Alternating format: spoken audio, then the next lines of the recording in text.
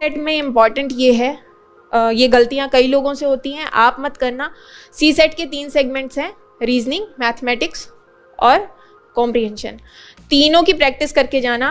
कभी भी ये मत सोचना कि कॉम्प्रिहेंशन छोड़ देंगे, केवल मैथ से हो जाएगा या रीजनिंग से हो जाएगा। तीनों सेगमेंट्स अच्छे से कवर करके जाओगे। तो कई बार ऐसा होता है कि कॉम्प्रिहेंशन इतना लेंदी आ गया कि उसको पढ़ने में ही समझ आ रहा है, तो आप मैथ्स कर लो, रीजनिंग कर लो। वहाँ भी आपको बस एक लिमिट है, वहाँ तक करना है। इसमें एक और ट्रिक है, कोशिश करो कि 4 मतलब जैसे आप 52, 56 इस तरह से क्वेश्चन करो जो 4 के मल्टीपल में हो, क्योंकि जब आप मैथमेटिक्स लगाओगे और आपको जितने मार्क्स लाने हैं उस हिसाब से देखोगे, तो अगर आपने 53 क्वेश्चंस किए और बाकी 54, 55, 56 3 छोड़ दिए, तो भी आपके मार्क्स उतने ही आएंगे जितने 56 करने पर आएंगे, भले ही तीनों गलत हो गए हों। बात समझ रहे हो? जब 4 आपने मान लो गैस मारे, उसमें से 3 अगर सही हो गए, 3 गलत हो गए और 1 अगर सही हो गया, तो मार्किंग वो 0 हो जाएगी सब मिल करके। तो इसलिए हमेशा 4 के मल्टीपल में सी सेट करना है। अगर 53 हो गया है तो आप 56 फिर आगे करो। अगर गलत हो गया तो कोई फ़र्क नहीं पड़ेगा, मार्क उतने ही आएंगे। सही हो गया तो अच्छी बात है, आप आगे बढ़ जाओगे।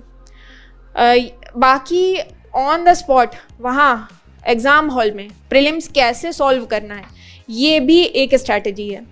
उसको भी चाहो तो आप देख सकते हो कि आप सबसे पहले जब पहली बार रीडिंग कर रहे हो पूरे पेपर की, तो उसमें ये देखो कि कौन से ऐसे क्वेश्चंस हैं जो 100% आपको आ रहे हैं।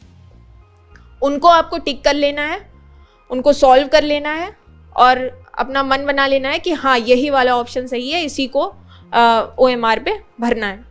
उसके बाद सेकंड वो क्वेश्चंस आएंगे जो आपको लग रहा है कि कुछ स्मार्ट ट्रिक इसमें लग सकती है, कोई स्मार्टनेस के साथ इसको सॉल्व किया जा सकता है।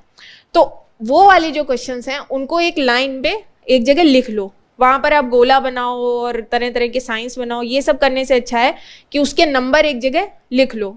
और थर्ड वो होंगे जो आपको बिल्कुल भी नहीं आ रहे हैं, आपको समझ भी नहीं आ रहा है कैसे होगा, कोई ट्रिक नहीं लग रही है, तो थर्ड की अलग लाइन बना लो, उनको भी नंबर वाइज लिख लो। जैसे 15वां है, 15वां आपको लग रहा है कि स्मार्ट गेस से हो जाएगा, तो 15वां ऊपर लिख लो। 16वां है जो आपको बिल्कुल समझ नहीं आ रहा है, 16वां नीचे लिख लो। तो आपकी ये 2 अलग अलग तरह के क्वेश्चन छट जाएंगे। वहाँ पर कोई क्वेश्चन पेपर में कई लोग गोला वगैरह बनाते हैं, वो काम मत करो, वो बहुत कंफ्यूजिंग हो जाता है। एक जगह लिख लोगे तो सही रहेगा। अब पूरा पेपर 3 चरणों में बट गया। पहला तो जो आपने सॉल्व कर दिए, दूसरा वो जिसमें आपको स्मार्ट गेस मारना है, और तीसरा वो जहाँ पर कुछ भी नहीं करना है, उसको छोड़ देना है। सेकेंड चरण में अब आप स्मार्ट गेस वाले क्वेश्चंस को पकड़ो और सॉल्व कर डालो, और जो थर्ड है उसको पूरा छोड़ दो। उसमें 15 हो सकते हैं, 20 हो सकते हैं। कैसा पेपर आया है वो आपको ऑन द स्पॉट वहाँ एग्जामिनेशन हॉल में समझना पड़ेगा। जब आप मॉक टेस्ट देते हो तो आपकी एक आदत ये हो जाती है, बात समझ में आने लगती है कि प्रिसीशन मेरा कितना है, कितने क्वेश्चन करने पर कितना सही जाएगा, और उस हिसाब से फिर आप वहाँ पर सही निर्णय ले पाते हो।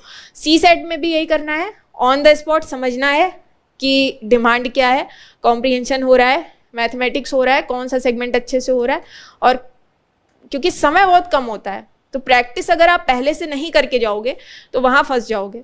इसलिए प्रैक्टिस अच्छे से करके